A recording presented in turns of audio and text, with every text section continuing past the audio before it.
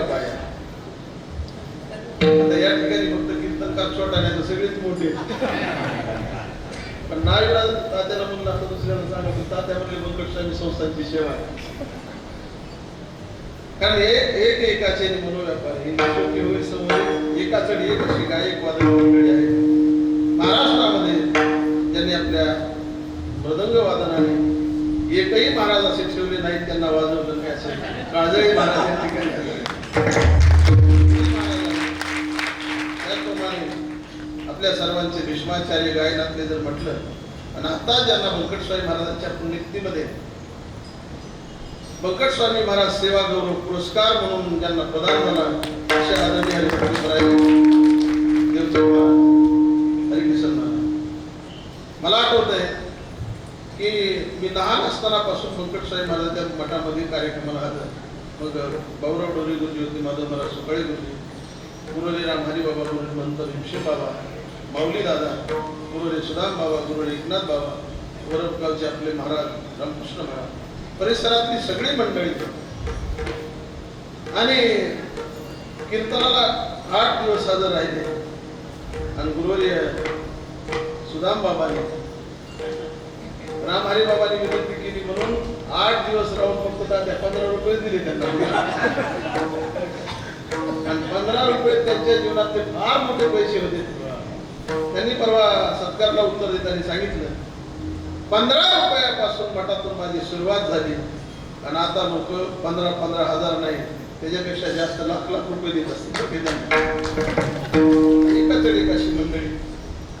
आणि म्हणून बघा यांच्यासमोर काय बोलायचं पण एकच आहे की स्वामी महाराजांची सेवा. आजचंही कीर्तनकार जे आहे कीर्तन आहे ते उपदेशात्मक कीर्तन नसून हे कीर्तन जे आहे ते फक्त सेवात्मक कीर्तन आहे.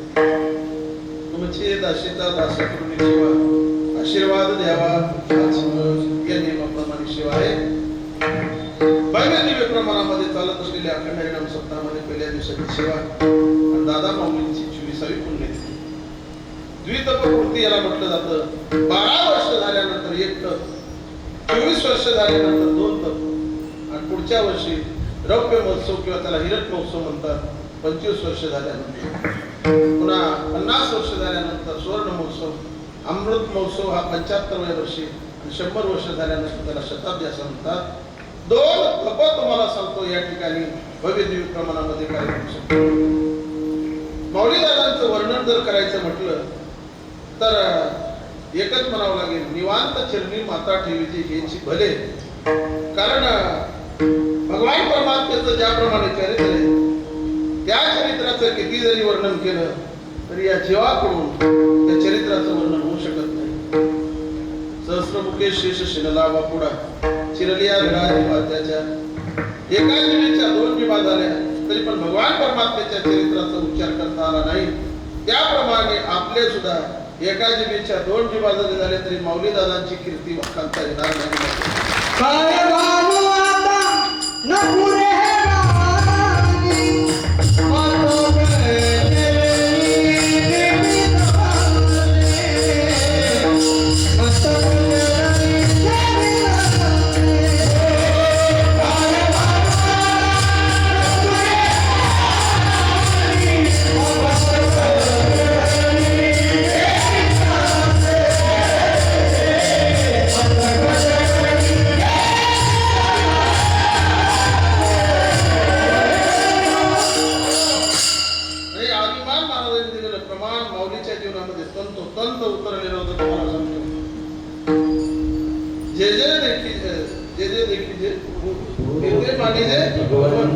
हा भक्ती योग निश्चित जाण माझा.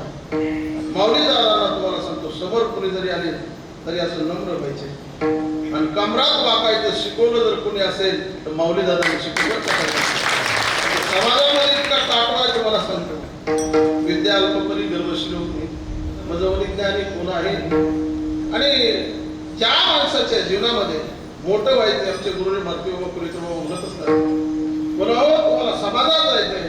समाजात जात असताना कुठलाही ताटवा तुमच्या जीवनामध्ये नसला पाहिजे. तुम्हाला जर मोठं व्हायचं असेल तर कमरात वाकलं पाहिजे आणि कमरामध्ये वाकायची शिकवण जर कोणी गेली असेल तर ती माऊली दादांनी आपल्याला सर्वांना दिली. जसं ज्ञानोबारायांचं वर्णन केलं जातं, कैवल्याचा पुतळा प्रगटला पुतळा, कैवल्याचा पुतळा, कैवल्याचा पुतळा,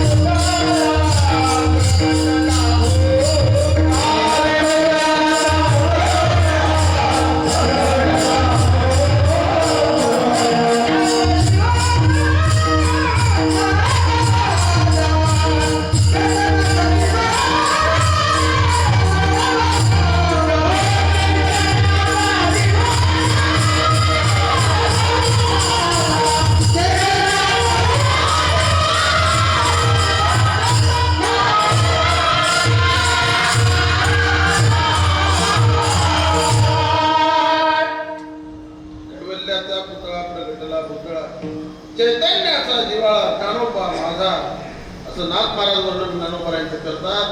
त्याच पद्धतीने अभंग जो आहे सगळा तो माऊली दादांच्या लावा, म्हणजे ज्ञानोबा आहे, आळंदीचे ज्ञानोबा आहे.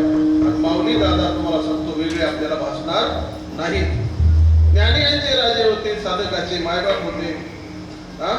वैष्णवामध्ये ज्ञानदेव वैष्णव मोठा, त्याप्रमाणे माऊली दादा मोठे वैष्णव.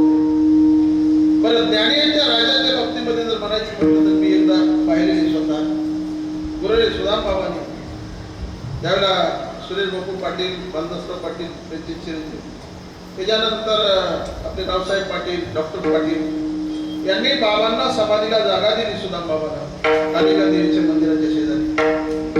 आणि मग त्यांनी जागा दिली म्हणून सप्ताह ठरवला. मी आळंदीहून आलेलो होतो, कालिका देवीच्या मंदिरामध्ये सप्ताह होता.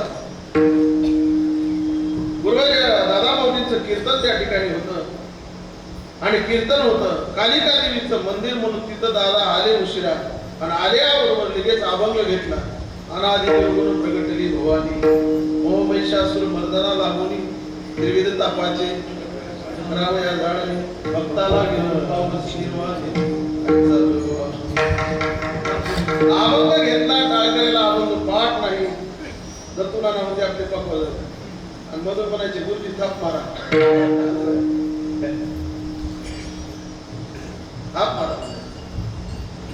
आणि थोड्या वेळ बोलल्याबरोबर अजून फेटा काढला आणि गुरुजी रामारी बाबाच्या अंगावर टाकला. म्हणजे करा तुम्ही कीर्तन आता. बाबा म्हणजे मला अभंगच पाठ नाही. सुद्धा बाबा म्हणले मोठ्यांचा आशीर्वाद आहे, फेटा घ्या, कीर्तन करा. गुरुजी रामारी बाबा उभा राहिले. अभंग जर कोणी तिथं म्हणलं असेल तर दिगंबर बाबांनी अभंग म्हणला पाहिजे आणि त्याच्यावरती गुरुजी रामारी बाबांनी कीर्तन केलं. याचा अर्थ काय आहे? ते ज्ञानी होते, बरं श्रद्धाळू होते, मायाळू होते आणि साधकाचे मायबाप होते. तुम्हाला सांगतो कलियुगामध्ये आपण जर विचार केला तर गुरुजी सुदाम बाबा म्हणायचे, ज्ञानेश्वर माऊली दादा चाकरवाडीकर म्हणजे योगभ्रष्ट पुरुष होते म्हणायचे बरं का. मागच्या जन्मामध्ये फार मोठी तपस्साधना त्यांनी केली आणि साधना करत असताना त्यांचं आयुष्य संपलं. पण भविष्य काळामध्ये पाठीमागचं जे आयुष्य होतं ना ते संपल्यानंतर योगभ्रष्ट जे आहे ते असं वर्णन केलेलं. योगभ्रष्ट पुरुष होते आणि म्हणून दादा माऊलीच्या मुखातून शब्द जर बाहेर पडला तर तुम्हाला सांगतो तो खरा होता. सुचिनाम श्रीपदाम घे योगभ्रष्टो बीज आहे किंवा पुनम पवित्रम जननी कृतार्थ वसुंधरावतीच ते अशा पद्धतीने माऊलीदारांचं ऐश्वर्य होतं तुम्हाला सांगतो आणि तो आहे. पण आणखी सांगायचं जर म्हटलं तर 4 गुण. नेतृत्व त्यांच्याकडे होतं, वक्तृत्व होतं, मातृत्व होतं, ठीक आहे, आणि शक्ती संघटन कौशल्य होतं. 2 ओव्या वापरेल मी किंवा एकच ओवी सांगतो. माऊली दादांचं जीवन म्हणजे आता द्यायची तोंडचंद्रिका जैसी निववितान कडसी सानात हो. मग चंद्राचा प्रकाश जसा सगळ्यावर सारखा असतो त्याप्रमाणे दादांची दया जी होती ती सगळ्यावर सारखी होती. आणि दादांची दया किती होती आम्ही जवळून अनुभवलेलं आहे. विठ्ठल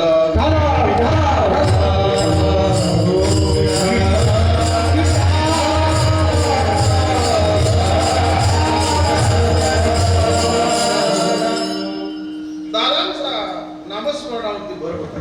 मला आठवतंय आमच्या आत्या होत्या सुलतानपूरला, डवली कुठली त्या ठिकाणी मृदंग वाजवायला, आणि आमच्या आत्याच्या मालकांच्या मुळे दादांचं कीर्तन तिथे घेतलं सुलतानपूरला. वडाचं झाड होतं, आम्ही त्या ठिकाणी हजर होतो. सगळे टाळकरी वगैरे आपल्या मठाचे घेऊन गेले होते. कीर्तन करायचं. खेडेगावात विना नाही, पकवाद नाही, टाळ नाही. जसे टाळ पकवाद विना होते तेवढं घेतलं. आणि घेतल्याबरोबर माऊली दादा आल्यानंतर पुन्हा रामकृष्ण हरी नाही काय नाही, लगेच विना हातात केले की कीर्तनाला सुरुवात करायची. घेतला विना गळ्यामध्ये आणि चालू करायला लागले. गुरुजी पकवाजवाजी ते छान आहे. बघितलं तर विनाच्या तारा वाजला. माऊली ज्या वेळेला बघायला लागले म्हणले नाना विना लागा ना म्हणले. नाना म्हणले ते लागल कसा, कारण त्याला तारा जर असल्या तर लागते, कंपनीचे दोरे बांधले. आता सांगा अशा प्रतिकूल परिस्थितीमध्ये त्यांनी काय केलेले कीर्तन केलेले. आणि आपल्याला तर काय बघा, एका तरी एक तुम्हाला सांगतो साऊंड शिकवलं. परवा कीर्तन होतं महाराज बीडच्या, आणि आमचे नवनाथ महाराज होते आणि आप्पा गायला होते. वडगावचे आप्पा गायला होते. कीर्तन वगैरे झालं आणि कीर्तन झाल्यानंतर ते आभार प्रदर्शन करायला लागले. आभार प्रदर्शन करत असताना म्हणजे फार सुंदर आप्पांनी गायन केलं, जशी काही कुत्र्याची कवट लागली म्हणजे. काय बोलतोय महाराज, कारण शास्त्रोक्त गाणं वेगळं आणि कसं तरी गाणं वेगळं. आता जे गायन कला आपण जी ऐकली ना ही शास्त्रोक्त पद्धतीची, कारण तंतोतंत, कारण शमीला तंतोतंत उतरणं आम्हाला जास्त त्याच्यातलं कळत नाही. आम्ही काही शाळा शिकलो नाही. शाळा जरी शिकलो नसतो तरी फक्त शाळेकडून वागलो तरी असतो. विठ्ठल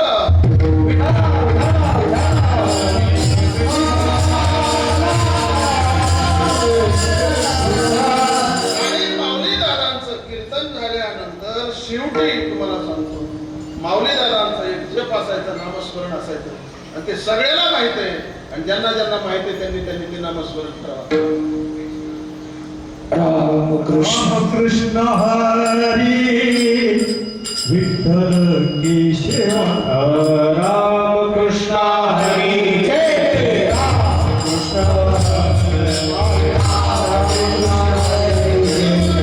राम कृष्ण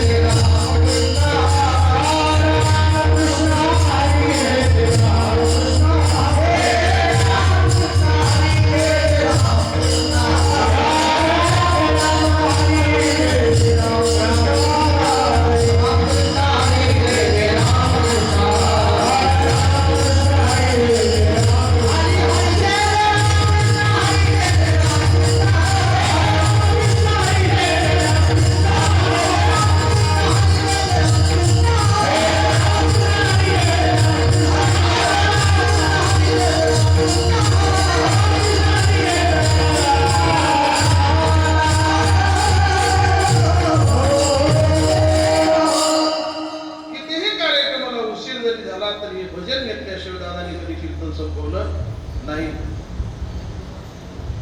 मला एक प्रसंग आठवतोय. दादा माऊली तिकडं शिरूरच्या पलीकडे गाव काय मला आठवणार नावानी नाव गुरुले रामारी बाबांनी सांगितलं मुली तुझा कीर्तनाला गेलो. दादा माऊलींचं बसलेले होते.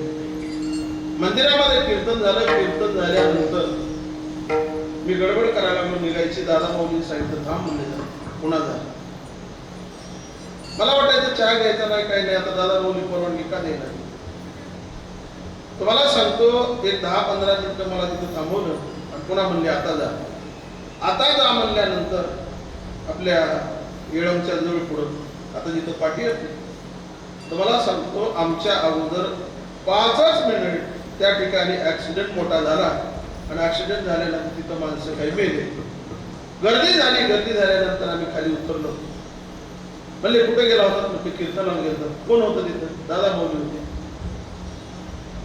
आणि मग एका म्हाताऱ्या माणसाने सांगितलं बरं झालं दादा माऊली तुम्हाला रोखलं नाहीतर मग त्यांच्या जागेवर ह्यांचा तुमचाच नंबर लागला असता. म्हणजे साधूची दया अशी असते त्यांना भविष्य काळ स्वानंद सुप्रेवाशी जोग महाराज म्हणायचे आम्हाला पूर्वजन्म आठवतोय.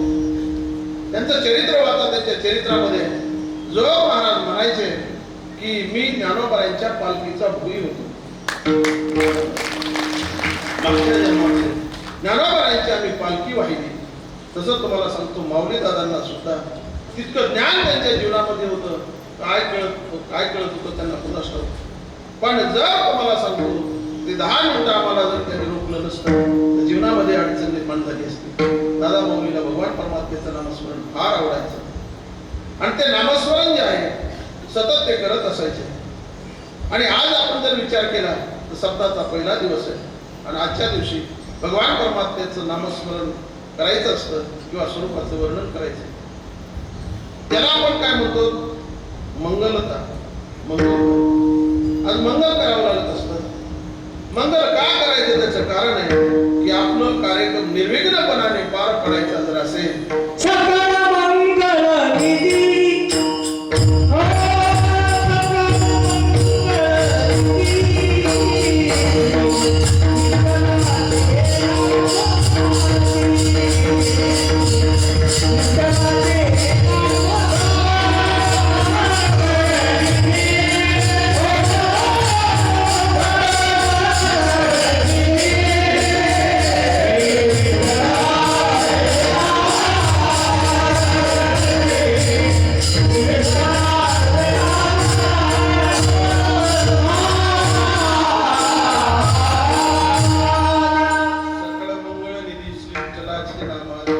विठ्ठलाचं आधी नाव घेतलं पाहिजे. सकाळी ब्रह्मवंत ज्यावेळेला पूजा करत होते तेवढा बारकाईने पाहिला. तुम्हाला सांगतो गणपतीची पूजा, वरुण देवतेची पूजा, त्याच्यानंतर भूमातेची पूजा, पुन्हा कलश बसवणं, त्याच्यानंतर पुन्हा गणेश्वरी, त्याच्यानंतर मृदंगाची पूजा, ध्वजाची पूजा, ह्या पूजा कराव्या लागतात. त्यात श्री गणेशाची पूजा महत्वाची. आपलं काम निर्विघ्नपणाने पुढे जर जायचं असेल तर गणपती बाप्पाला नमन करावं लागतं. ज्ञानोबराय सुद्धा वर्णन करतात नमन. ओम नमोजी आद्या वेदवती वाद्या जय जय सुस्मृत्या आत्मरूपा देवातोची गणेशु सकलात्मती प्रकाश मने निवृत्तिदासु अवधारी ज्योती. हे शब्द ब्रह्म असेच तेची मूर्ती सुरेश चेत वर्ण उपमुने देश म्हणत असे. ज्ञानोबरायचा गणपती आहे तो ओम अक्षरामध्ये अकार चरण युगल उकर उदर विशाल आणि मकार महामंडल मस्तकाखाली. अ जे आहे ते पायाच्या ठिकाणी, उ जे आहे ते पोटाच्या ठिकाणी, उदर उकार उदर विशाल आणि म जे आहे ते मस्तकाच्या ठिकाणी मकार महामंडल मस्तकाखाली. त्याच्यामध्ये सुद्धा मंगल साध्य आहे. कारण ओम या शब्दामध्ये वस्तुनिदेश मंगल आहे आणि नमो याच्यामध्ये नमस्कारात मंगल आहे. आणि आशीर्वादात मंगल जर कोणता असेल तर स्वस्ति श्री वटेशु जो लोकोनी जगदा वासो दाविला मग ग्रासो प्रगटला करी. आमच्या ज्ञानोबरायांनी चांगदेव महाराजांचं कल्याण व्हावं याच्यासाठी लिहिलेली जी चांगदेव असेल त्याच्यामध्ये सांगितलं स्वस्ति श्री वटेशु जो लोकोनी जगदा वासो दाविला मग ग्रासो प्रगटला करी आशीर्वादात्मक मंगल. तर भगवान परमात्म्याचं नाव प्रत्येकाने घेतलं पाहिजे. आणि घेतल्यानंतर शेतकरी सुद्धा पेरायला जर निघलो चाड्यावर आपण अशी मूठ जर ठेवली धान्याची तर लगेच आपण मंगल करतो आहे का नाही. काय म्हणतो पहिलं दाखवत असताना गण गण गणपती आणि काम लागू दे सुती. काम सुखी लागू दिन काम निर्विघ्नपणाने पार पडण्यासाठी मंगल करावं लागत असतं. तसं भगवान परमात्म्याचं नाव कसं आहे मंगलमय. परित्राणम पवित्र मंगलानाचं मंगलम. मंगलमय भगवान परमात्म्याचं नामस्मरण आहे ते आपल्या आजच्या दिवशी घेतलं पाहिजे. बरं, देवाला तेच आवडतं तुम्हाला सांगतो. भगवान परमात्म्याला नारदाने एकदा विचारलं, देवा तुझं राहण्याचं नेमकं माझे भक्त गांधीचे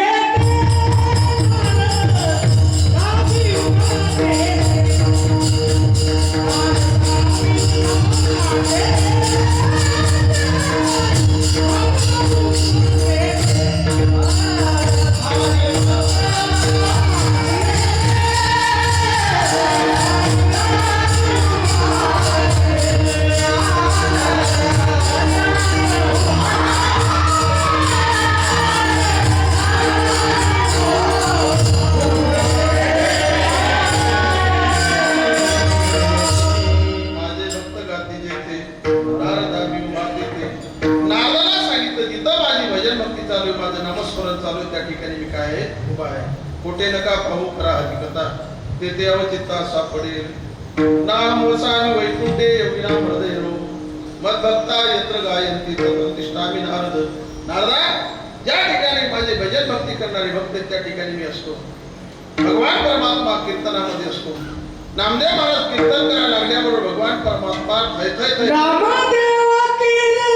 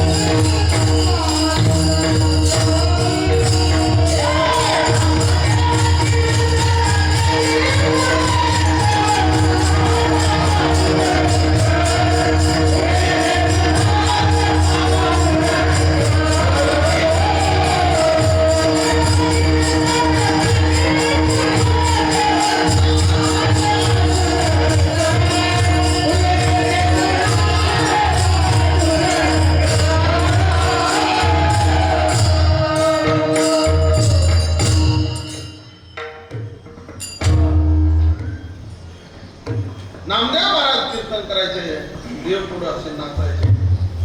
नामदेव पुढे तनकरी पुढे देव नाचे पार्वती. इतके देव नाचायचे, इतके देव नाचायचे, आपल्याला सगळ्यांना माहिती आहे. नाचता नाचता देवाचा गळला पितांबरच गळून पडला.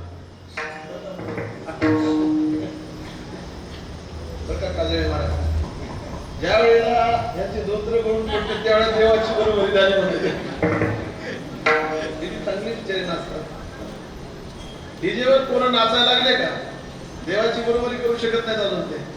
ज्यावेळेला पॅन्टी करून पडते त्यावेळेला देवाची बरोबरी झाली. इतके देव नाचायचे, परत तालात नाचायचे. आता काय कशामुळे नाचता नाचता देवाचा गळदा पितांबर. कबीर महाराज सांगितलंय देवा सावध हो. काय झाले बघ, सावध होई देवाचे बोली कबीर. तरी पण देव बोलायला लागला. साधू या संतांनी देवाच्या धरणी काय झाले म्हणून दचकली म्हणजे हे बघ म्हणजे नामदेव महाराज कीर्तन करायला लागल्यानंतर देवाला खूप मोठा आनंद व्हायचा. तुम्हाला सांगतो, जुन्या काळामध्ये नामदेव महाराजचं कीर्तन वाळवंटामध्ये व्हायचं. कीर्तनकारही उभे असायचे, टाळकरी उभे असायचे आणि पकवाज वाजवणारे सुद्धा उभे असायचे. पुन्हा जरा बदल झाला. कीर्तन ऐकणारे बसून, पकवाचे बसून, टाळकरी उभे आणि कीर्तनकार उभा. आता पुन्हा याच्यात बदल होऊ नये. कीर्तनकार बसून आणि ऐकणारे झोपून. जोपर्यंत ऐकायचं तोपर्यंत ऐकायचं, नाही तर कशात झोपायचं. भगवान परमात्मेचं नामस्मरण हे श्रेष्ठ आहे. नामयाचे पाठी चाले कृष्णा लागवयानंद देव इच्छी रज चरणाची मार्गे धावत चालती मागे मागे मागे.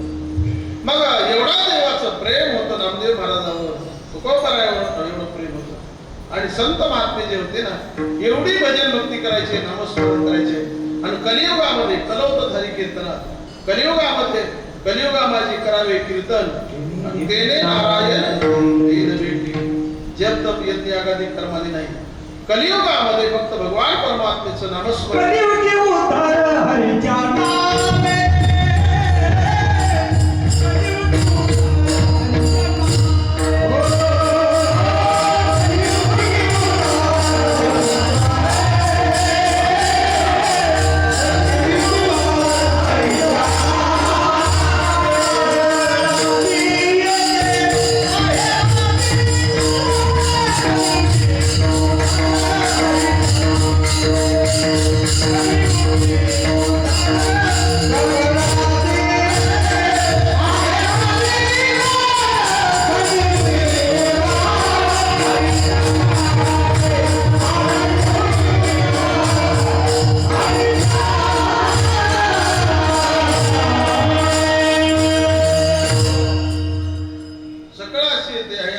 कलियुगी उद्धार हरीच्या नामे. यारे यारे नानथोर याती भक्ती धारी नामी. करावा विचार नगरी चिंता कमासी. ब्राह्मण क्षत्रिय वैश्य शूद्र चाकाळाही अधिकार. बाळे नारी नर आदी करून वेश्याही असं म्हटलेले. सगळ्यांना मुक्त प्रवेश आहे. आणि भगवान परमात्मेचं नामस्मरण करणं महत्वाचं. अर्जुनाचे झोपल्यानंतर केस सुद्धा श्रीकृष्ण जय कृष्ण म्हणायचे. केस सुद्धा जगद्गुरु तुकाराम महाराज असे रस्त्याने जर चालले भंडारा भामचंद्र बोराडे डोंगरावर, तर त्यांचे पाय ज्या दिशेने गेले त्या पायाखालची माती सुद्धा विठ्ठल विठ्ठल म्हणत होती. त्याच्यानंतर जनाबाई गोऱ्याने चालले जर गेल्या तर जनाबाईच्या गोऱ्या ज्याला हात लागला जनाबाईचा त्या विठ्ठल विठ्ठल म्हणायच्या. आणि चोकोबाईची हाडं सुद्धा विठ्ठल विठ्ठल म्हणत होते. परमात्मा त्यांच्या रोमारोमामध्ये मुरलेला होता. भगवान परमात्मा काय रामागडी नाही, कारण आयुष्य ज्यांनी समर्पण केले भगवान परमात्म्यासाठी त्यांच्या घरी भगवान परमात्मा जात असतो. ज्या वेळेला मंगळवेढ्यामध्ये गावपोच बांधायचं काम चालू आहे, चोकोबाराच्या ठिकाणी काम करतात.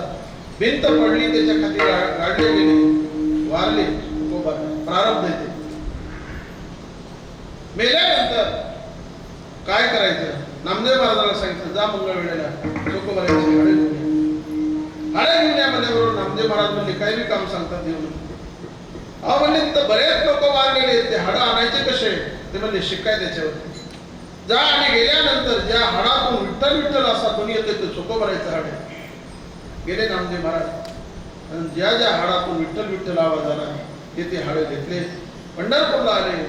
पांडुरंग परमात्मा विटेवर खाली उतरले, आपल्या पितांबरामध्ये चोकोबारायची हाडे घेतली. आणि स्वतः भगवान परमात्म्याने चोकोबारायांना नामदेव पायरीच्या समोर काय केली? समाधी दिली. गुरु एकनाथ बाबा पालसिंगकर म्हणायचे, अर्जुनाची केस श्रीकृष्ण जय कृष्ण झोपेत म्हणत होते. जनाबाईच्या गौऱ्या विठ्ठल विठ्ठल म्हणत होत्या. तुकोबारायांच्या पायाखालची माती विठ्ठल विठ्ठल म्हणत होती.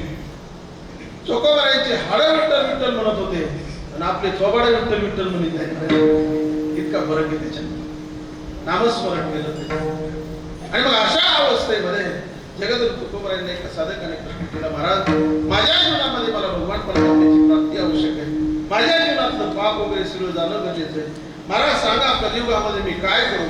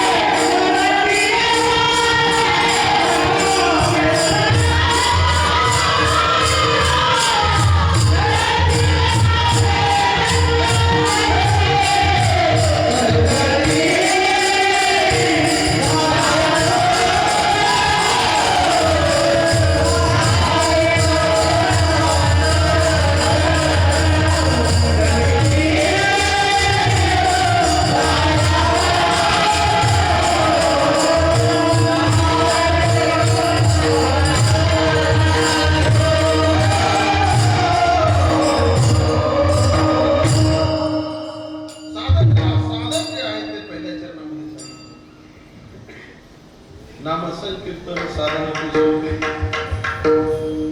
अवघड कोणी नकरी सांगता आणि सुलभ भवता गोड वाटे. डोक्यावर दगड आणायचं असेल तर जमून का लोकांना गाडीत आले तर चालते बरं का. सोपं साधन असलं म्हणजे सगळ्याला ते आवडतं.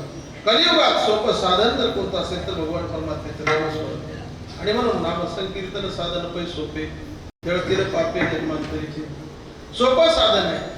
बाकी साधनं देवाकडे जाण्याचे आहेत पण ते कसे आहेत अवघड आहेत. कारण ज्ञान मार्ग जो आहे सूक्ष्म मार्ग आहे, कर्म मार्ग आहे सूक्ष्म मार्ग आहे आणि योग मार्ग आहे तो दुस्तर आहे. आणि म्हणून हा भगवान परमात्म्याचं नामस्मरण रूपी मार्ग आहे, भक्ती मार्ग जो आहे तो अतिशय सोपा आहे.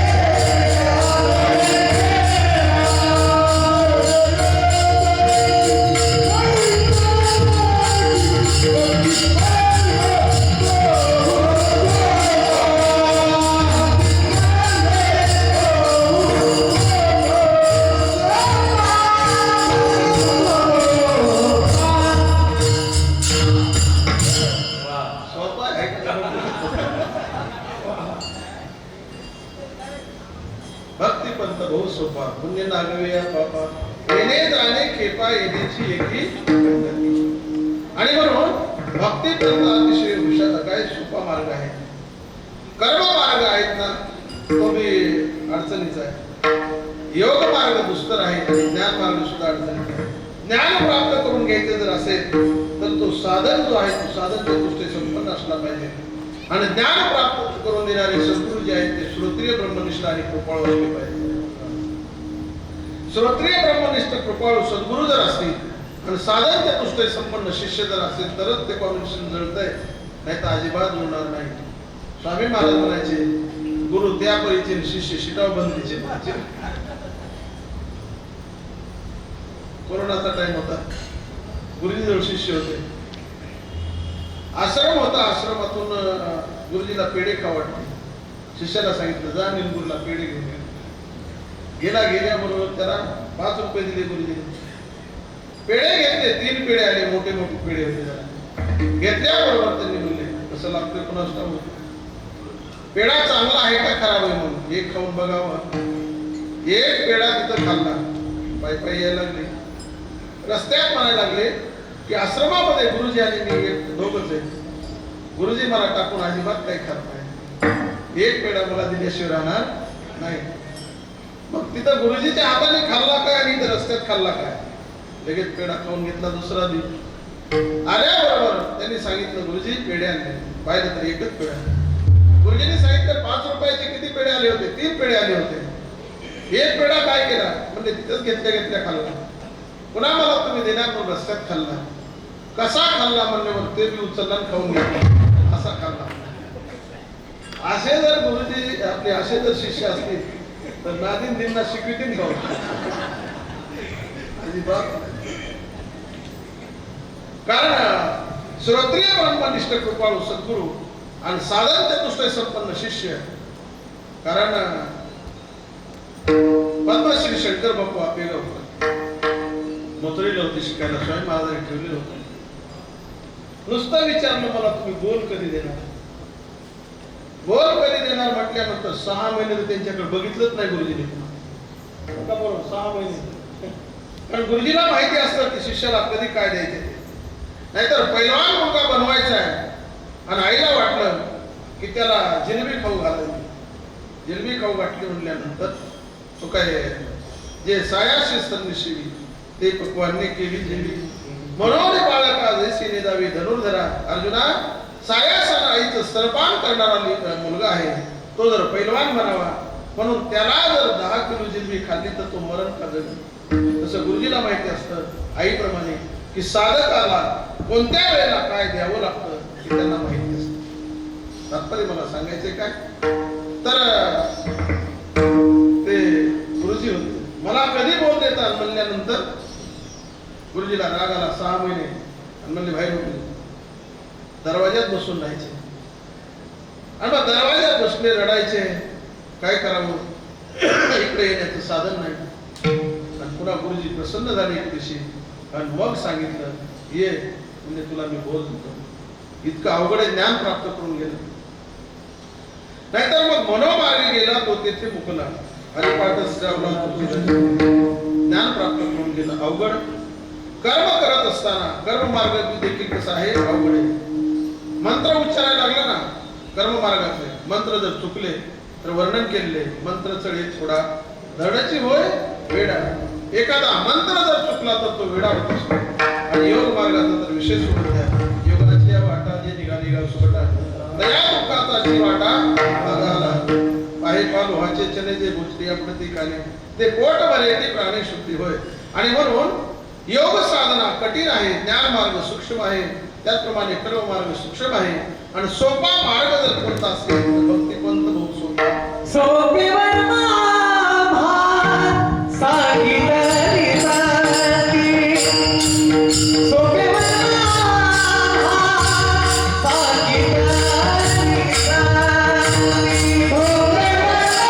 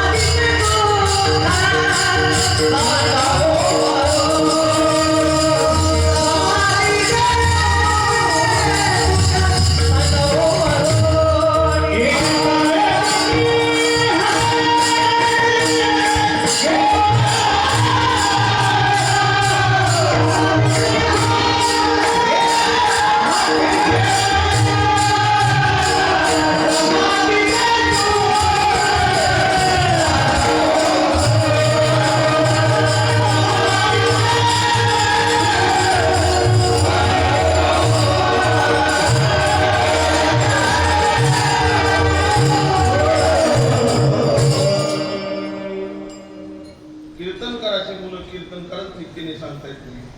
पकवाज वाजवणाऱ्याची मुलं पकवाजीच निघतील सांगता येत नाही, आहे का नाही? गायकाची मुलं गायक निघतील म्हणून सांगता येत नाही. पण या ठिकाणी देवाने बरोबर घडून आणलेलं आहे. वडीलही गायक आहेत आणि चिरंजीव सुद्धा कसे गायक आहेत. प्रमाण दिलं बरं. नुसते गायक नाही, ते वारकरी गायक आहे, ती माहिती नाही तर काय काय गायकाला चाल म्हणता येते पण मधलं प्रमाण देता येत नाही. समाधी काय सोप्या बरं बाबा सांगितले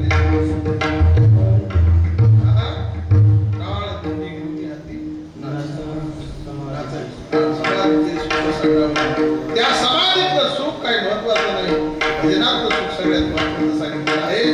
आणि म्हणून असं जे सुख आहे आपल्या जीवनामध्ये प्राप्त होतं, जगद्गुरु तुकोबारायांनी सांगितलं सोपं साधन आहे जीवनामध्ये, नामसंकीर्तन साधन पे सोपे. आणि त्याचा परिणाम असा आहे जगद्गुरु पापे जन्मांतरीची, अनंत जन्मातलं पाप जरी असलं तरी ते काय होतं नाही. सांगू तुम्हाला की एरवी केलेली पाप जे आहेत तीर्थामध्ये गेल्यानंतर स्नान केल्यानंतर ते नाहीसे होतात. पण तीर्थामध्ये जर पाप घडलं, मनसंकल्पाची पापे न जाती तीर्थाचे बापे, तीर्थाच्या बापाला सुद्धा जात नाही. पण ते पाप नाहीसे होण्यासाठी भगवान परमात्मेचं नामस्मरण जर केलं, हरी उच्चाराने अनंत पाप जाती, जातीला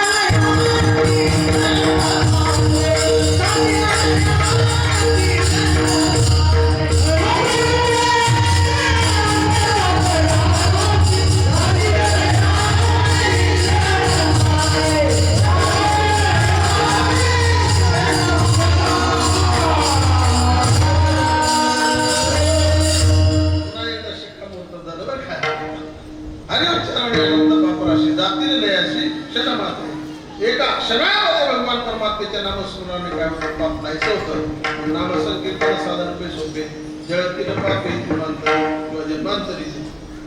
बरं, त्याच्यासाठी सायास करायची गरज नाही, इकडे तिकडे जाण्याची आवश्यकता नाही.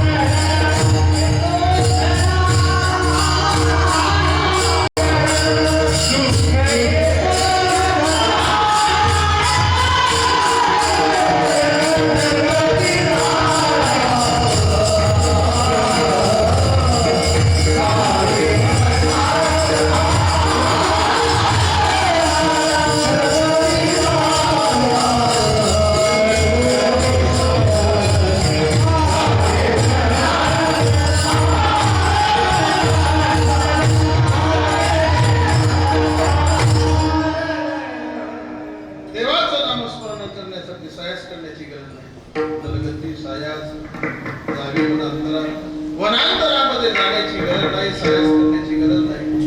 कुठेही बसल्यानंतर नामस्मरण करता येत होतं. 13 चरणाचा अभंग आहे. उंचनीचे काहीतरी शिष्यभाव भक्ती देखून या दाशी पुत्रकन्या विदुराच्या बक्षी त्याग्रेची प्रल्हादाशी चर्मरंगू लागे रोहिदासा संगीत कबीराचे मागे शिलेविनी सजन कसया विकू लागे मांस माळ्या सावल्या सोडू लागे. त्या सर्व साधू संतांनी कुठं वनांतरात गेले नाही, कुठले सायास केले नाही. फक्त घरी बसल्यानंतर भगवान परमात्म्याचं नामस्मरण केलं. आईचा बाई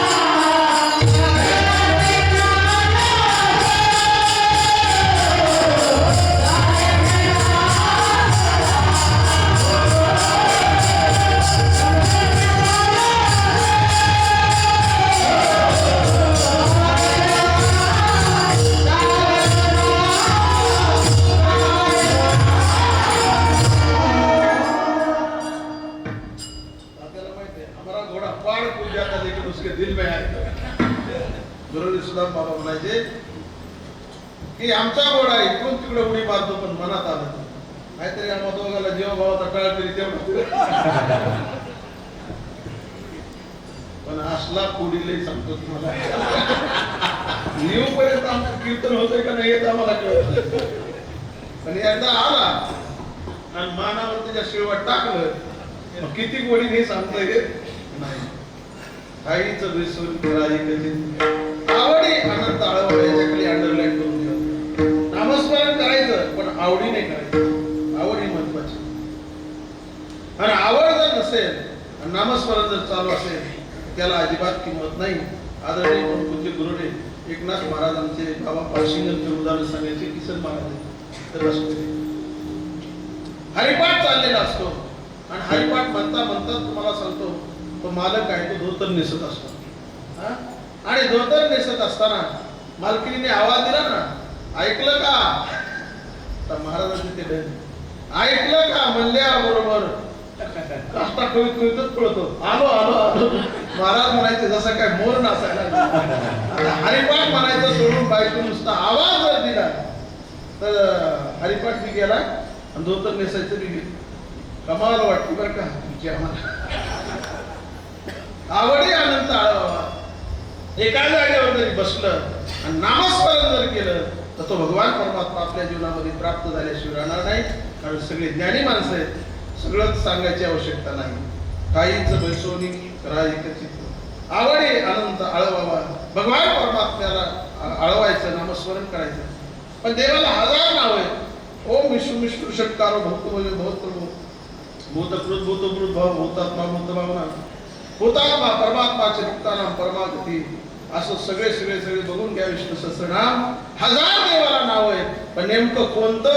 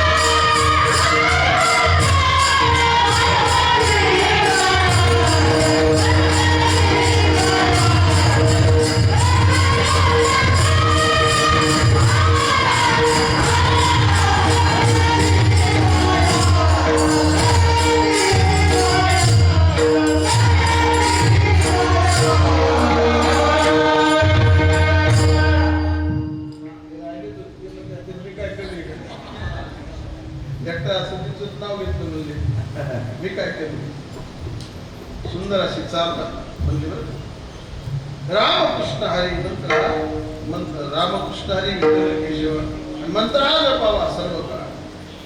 राम म्हणा, कृष्ण म्हणा, हरी म्हणा, विठ्ठल म्हणा, केशव म्हणा, पण सर्व काळ जपायचं. धना नाम कंठी सदा सर्व काळ. धना नाम कंठी सदा सर्व काळ.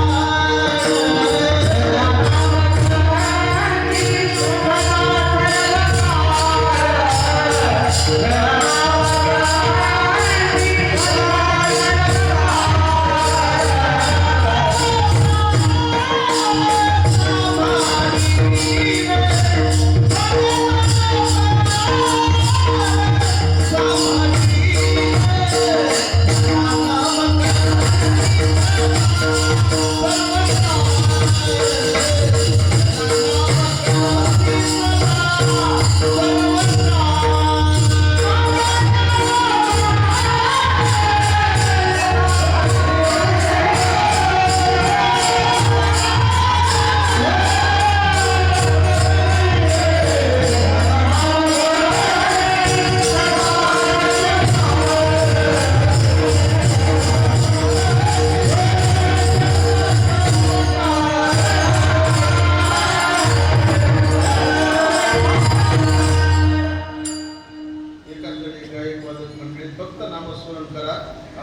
मंत्र सांगितलेला आहे.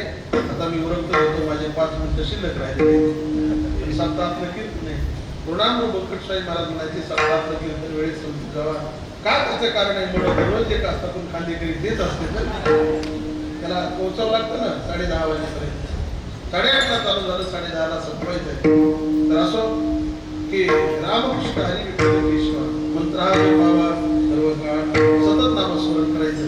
नाहीतर बाबुराव ढोरे गुरुजी गुरुरे सुदाम बाबाची देवपूजा सांगत असताना कीर्तनात म्हणायचे काय करायचे, बाबा देवपूजेला बसले, पाणी हातावर घ्यायचे, गंध उघडायचे आणि उघडल्यानंतर काय करावं म्हणे, राम्या कुठे गेला काय की शेतात गडी होता आमचे, हा आणि लगेच ते देवाला गंध लावायचं आहे का नाही.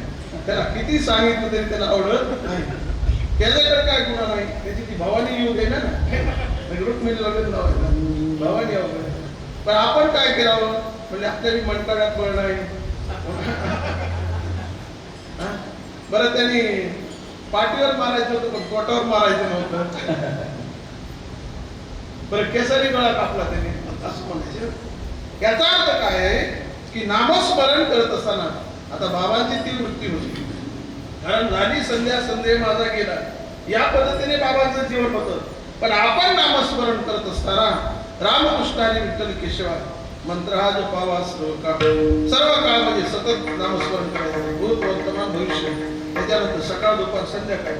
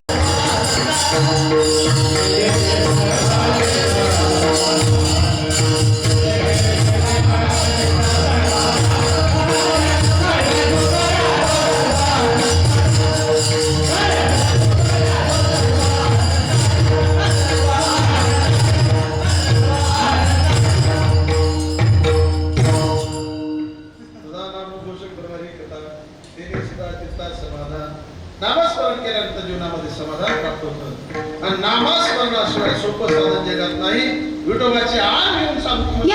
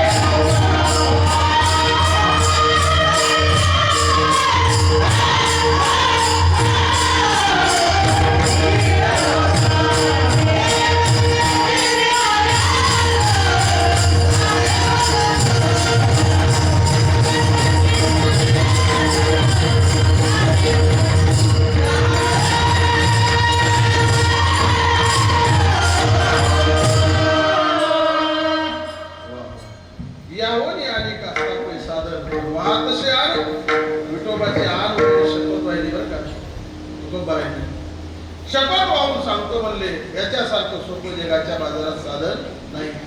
आदरणीय प्रभूचे गुरुवर्य शांती ब्रह्मांचे भारतीय बापुरेकर बाबा एक उदाहरण सांगायचे. विचार सागर शिकवत असताना ब्रह्म हे कसं आहे साखरासारखं गोड ब्रह्म म्हणायचे. आता ध्यानात ठेवा एकाला गोड जास्त आवडत होतं खायला. लाडू जर केला तर बायकोला म्हणायचा साखर कमीच पडली त्याच्यात. अर्धा रवा आणि अर्धा साखर घेतली. गोड कमी झालं पुन्हा काय केलं 75% साखर घेतली आणि 25% रवा घेतला. पुन्हा म्हणलं काय नाही जमलं. पुन्हा एके दिवशी तिने साखराचेच लाडू केले. साखराचे लाडू केल्यानंतर म्हणला खा ते म्हणला अजून काय गोड कमीच आहे म्हणलं. आता गोड कमी म्हटल्यानंतर आता त्याच्या पुढे दुसरं काही नाही. तसं सोपं भगवान परमात्म्याचं नामस्मरण आहे. शपथ वाहून सांगितलं की त्याच्यापेक्षा दुसरं सोपं साधन जगामध्ये आता दुसरं नाही. आणि म्हणून यावरून अनेक अतापै साधन वाहतसे आण विठोबाची भगवान परमात्म्याचं काय केलं शपथ वाहिली. आणि असं सोपं साधन द्या जे लोक तुकोबारा म्हणतात जगात तुका म्हणे सोपे तुका म्हणे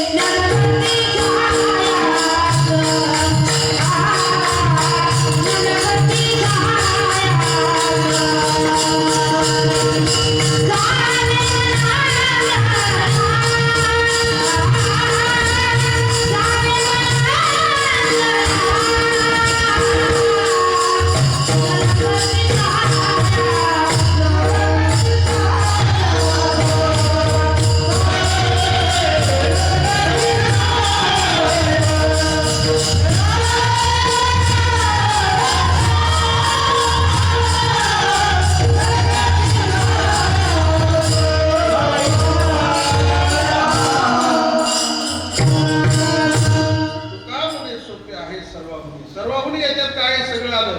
जप तप यज्ञ यागादी कर्म याच्या सगळ्यापेक्षा सोपं साधन जर काय असेल तर भगवान परमात्म्याचं नामस्मरण. तुका म्हणे सोपे आहे सर्वाहुनी. आणि शहाणा जो आहे ना तोच भगवान परमात्म्याचं नामस्मरण करील आणि शहाणा जो नाही तो इतर साधना करील असं महाराज म्हणतात. शहाणा तो धनी घेतो येते किंवा घेत असेल. भगवान परमात्म्याचं नामस्मरण करा. त्या जीवनामध्ये उद्धार करून घ्या. संप्रदायाच्या नियमाप्रमाणे अभंगाचा भावार्थ झाला सगळे धरतो. आता हे टाळी वाजवा विठोबा भजन करा आणि लगेच ज्ञानेश्वर माऊली भजन करू.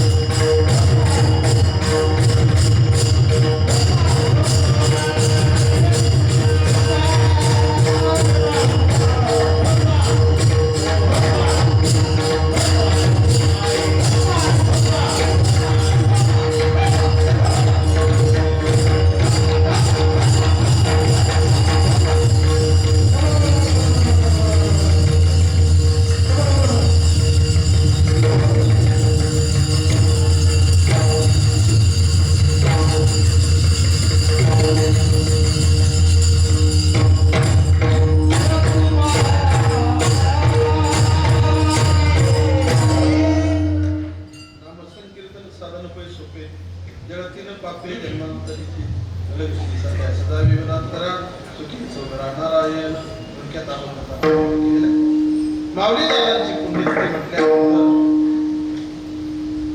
मृदंगाची मेजवानी ऐकायची जर असेल तर माऊली दादांच्या पंक्तीला चाकरवाडीला ऐकावी. मेजवानी मृदंगाची ऐकायची असते तर इथंच ऐकावी. चांगल्या पद्धतीच्या चाली वगैरे ऐकायची असते तर इथंच ऐकावी. कीर्तनकाराचं मी सोडून चांगलं ऐकायचं असेल तर इथंच ऐकावं. वेगवेगळ्या संत महात्म्याच्या भेटी जर होत असतील चाकरवाडीमध्ये होतात आणि खाण्यापिण्यासाठी खऱ्या अर्थानं चांगल्या पद्धतीची मेजवानी जर कुठं असेल तर चाकरवाडीमध्ये आहे. वैशिष्ट्यपूर्ण कार्यक्रम त्या चाकरवाडी गावामध्ये माऊली दादांची कृपा आहे.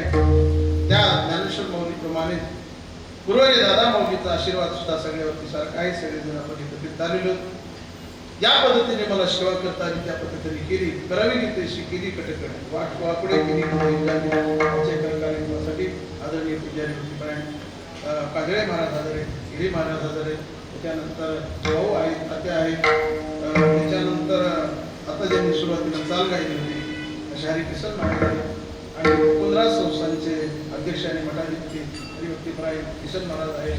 त्याचप्रमाणे नेतृत्व डॉक्टर साहेब आहेत आणि पाटील साहेब आहेत. व्यासपीठावरती सगळी मंडळी आणि खाली दिसलेली सर्व मंडळी साष्टांग धन्यवाद लावतो आणि कीर्तन विषय या ठिकाणी पूर्ण वेळ प्रणाम करतो. साहेब महाराजांचा विचार केला. वारकरी संप्रदाय हा पक्वाद जो चांगल्या पद्धतीने वाजतोय त्याचं श्रेय जर कोणाचं असेल तर ते बंकट साहेब महाराजांचं आहे. सुंदर अशा चालीच्या गायल्या जातात ना कीर्तनामध्ये त्याचं श्रेय असेल तर बंकट साहेब महाराजांचं. ज्ञानेश्वरीचा अर्थ मराठीमध्ये लिहून सगळ्या कीर्तनकारांनी ज्ञानी माणसाला तो जीवनामध्ये प्राप्त करून देण्याचं काम असेल तर ते बंकट साहेब महाराजांचं. आणि खऱ्या अर्थानं पाठचा काकडा असेल योग कसा करावा साधना कशी करावी तपश्चर्या कशी करावी भंडाऱ्या भामचंद्र डोंगरावर जाऊन एकांतात राहावं कसं हे वारकरी संप्रदायाचे सर्व मंडळीला स्वामी महाराजांनी शिकवलं. आणि पाठचा काकडा जो आहे तो काकडा कशा पद्धतीने गावा लागतो 2च मिनिटांमध्ये आदित्य म्हणेल आणि त्या पद्धतीने तो काकडा जो आहे सगळ्या लोकांना जागृती देण्याचं काम कोणी केलं तर ते बंकट साहेब महाराजांनी केलं. 2च मिनिटांमध्ये काकड्याचे झाले. रूप पाहता लोचनी रूप पाहता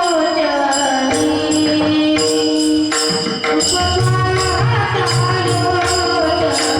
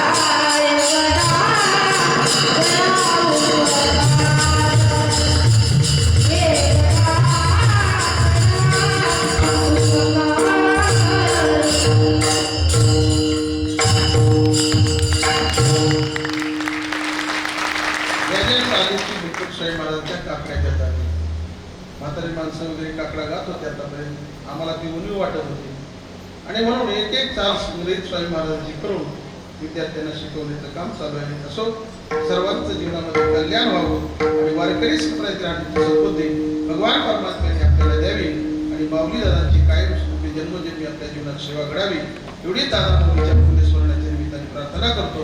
दारी बाबा पुस्तकांच्या चंद्रकिंमती समर्पण करून श्री विलास ठिकाणी पूर्ण प्राप्त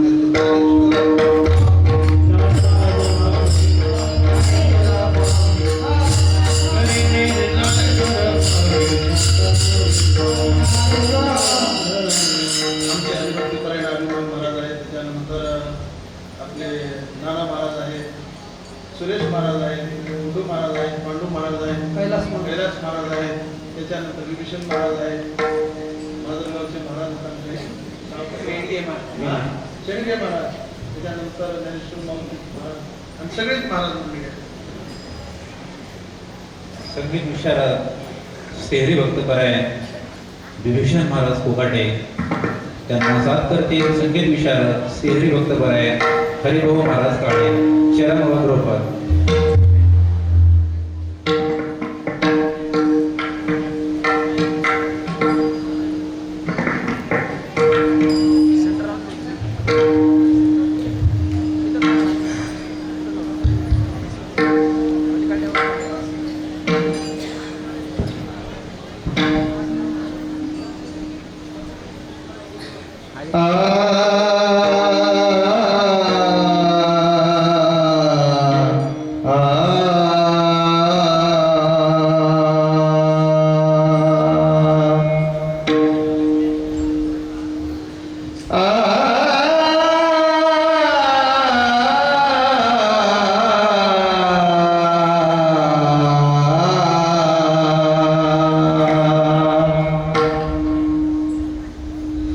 तो कामन